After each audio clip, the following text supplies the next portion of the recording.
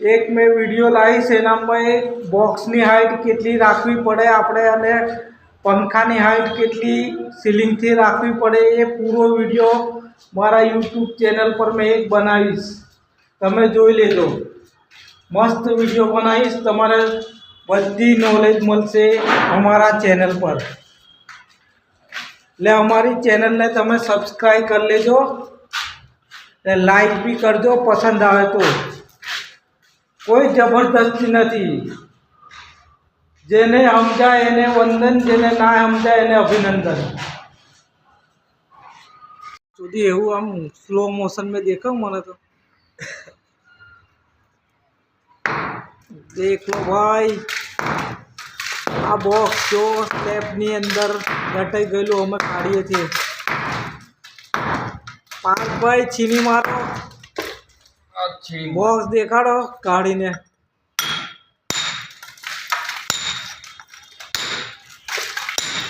જોવાય છે ને મારો કેમેરો બી ખરાબ કરી નાખશે. ઉભારો ઉભા. આ જુઓ સ્લેબની અંદર આવી છે બોક્સ, અમારું બંધ કરી દે છે. આવી તમારે કાઢવું પડે છે જ્યારે સ્લેબ ભરાઈ જાય પછી. આ એક ડ્રોપ બી કાઢે છે, એનો મેં એક સ્પેશિયલ વિડીયો બનાવેલો, તમે જોયો હશે, જોઈ લો. આ મેં થર્મોકોલ મૂકેલા બોક્સની અંદર, એના લીધે માલ બરાબર ટાઈટ ના થઈ અંદર બોક્સ में જાય ના, એટલે આ થોડું સ્લેબ ઢીલો રહે છે તો તૈયારી में આપણું બોક્સ મળી જાય. દાગ માર્યો હોય તો બોક્સ કમ્પ્લીટ આવું નીકળે, જોઈ લો. અમારા પાર્થભાઈ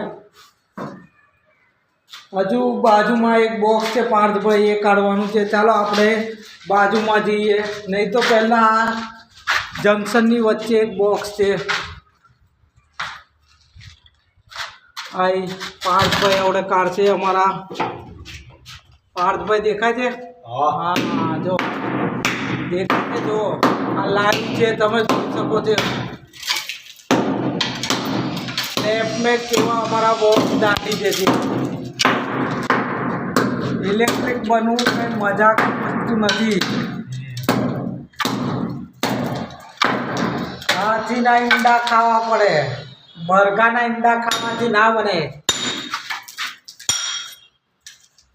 જોઈ લો એકદમ ચોખ્ખું બોક્સ કરી નાખ્યું છે. પાર્થભાઈ ઉભા રહો. આ જોઈ લો ચોખ્ખું બોક્સ કરી નાખ્યું છે. જોવો છો ને, લાઈવ છે, તમારી સામે કાઢેલું છે. ઇલેક્ટ્રિક્સ બનવું હોય તો પહેલા હાથ મજબૂત કરી લેવા પડે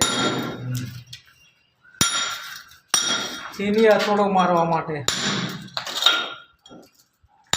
બે વાયર જોડવાથી કોઈ વાયરમેન ના થઈ જાય, પહેલા એના માટે ચીની હથોડા મારવા પડે. અમારા પાર્થભાઈને પૂછી શકો છો. પાર્થભાઈ ખોટું કહું છું? સાચી વાત છે. ઇલેક્ટ્રિશિયન બનવું હોય તો પહેલાં હથોડા મારવા પડે, પછી વાયર જોડો. બે વાયર જોડતો આવડે તો વાયરમેન ના થઈ જવાય. સૌથી પહેલું કામ ઇલેક્ટ્રિક में સ્લેબનું કામ આવે છે, એના પછી જરી બોક્સનું કામ આવે આપણી ઘરે, પછી લાસ્ટમાં છેલ્લે વાયરિંગનું કામ આવે. છેલ્લે વાયરિંગનું કામ આવે. જો આ એક બીજું બોક્સ કાઢે છે પાર્થભાઈ, જો જોઈ શકો છો તમે. મહા મહેનતે બોક્સ નીકળે છે.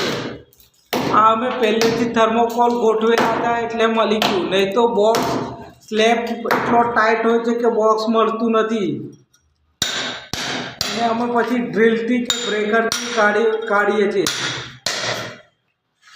પાર્થભાઈ ખોરી નાખ્યું છે. અમારી આ જરી બોક્સ બધું થયેલું છે. આગલો તમે વિડીયો અમારો જોઈ લો હશે.